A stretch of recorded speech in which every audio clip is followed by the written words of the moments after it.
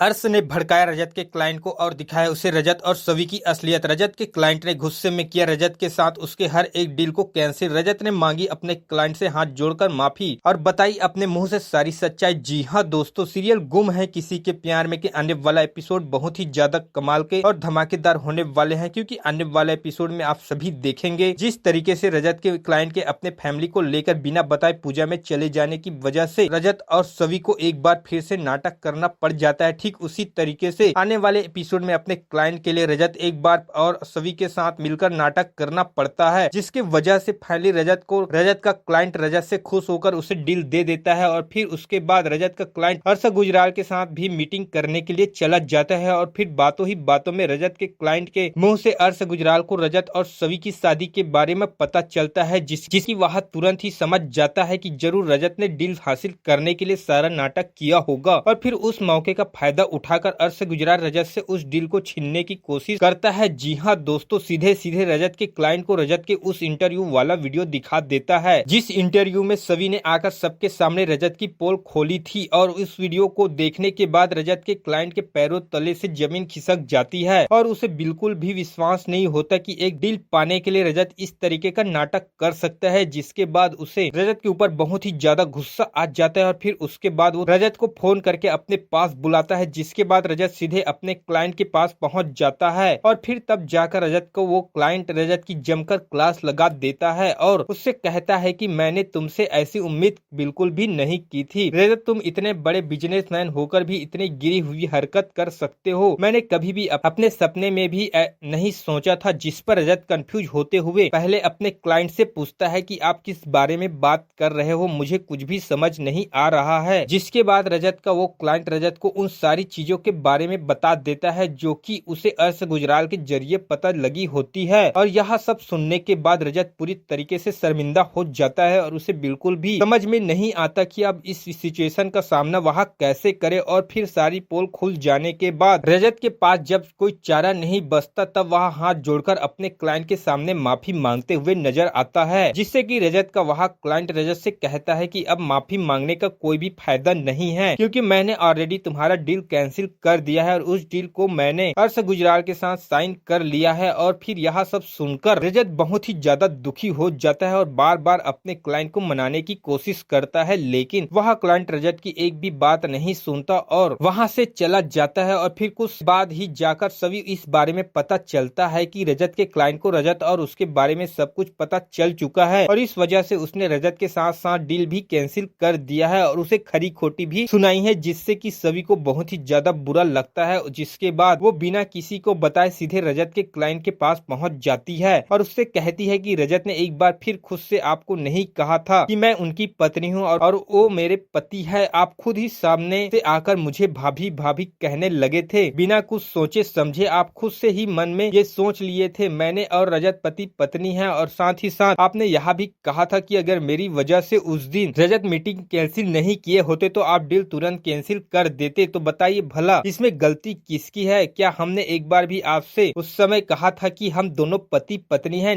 नहीं ना, आपने सब कुछ खुद से अमेजिंग कर लिया था, जिसकी वजह से आपको बुरा ना लगे इसलिए ही रजत को मजबूरन आपके हाँ में हाँ मिलाना पड़ा, इसमें उनकी क्या गलती है? इस तरीके से सभी रजत का पक्ष लेते हुए उसके क्लाइंट को समझाने की कोशिश करती है, जिससे कि पहले तो उसका क्लाइंट कुछ भी समझने को तैयार नहीं होता, लेकिन जब सभी को उसके क्लाइंट को रजत के बारे में अच्छी अच्छी बातें बताती है और उसकी खूबियों के बारे में बताती है, तब जाकर उसका क्लाइंट सभी की बात को मान लेता है और फिर उसे भी अपनी गलती का एहसास हो जाता है। जिसके बाद वो तुरंत सभी के साथ वापस रजत से मिलने के लिए चला जाता है और वहाँ पर जाकर वो सबसे पहले रजत के सामने सभी की बहुत ज्यादा तारीफ करता है और वो कहता है कि आज सभी वजह से ही मैं तुम्हें डील वापस दे रहा हूँ, लेकिन एक बात याद रखना, अगली बार से कभी भी कोई भी मिसअंडरस्टैंडिंग होगी तो उस मिसअंडरस्टैंडिंग को ज्यादा बढ़ाने के बजाय तुम तुरंत उस बात को एक बार क्लियर कर देना, यही एक सच्चे बिजनेसमैन की पहचान होती है। और इस तरीके से सभी की वजह से रजत की डील बच जाती है। तो आपको क्या लगता है दोस्तों, सभी के इस कारनामे के बाद क्या रजत की नजरों में सभी के प्रति प्यार बढ़ेगा या फिर नहीं? इस पर आपकी क्या राय है कमेंट में जरूर बताएं। साथ ही साथ वीडियो को लाइक करके चैनल को सब्सक्राइब जरूर कर ले दोस्तों।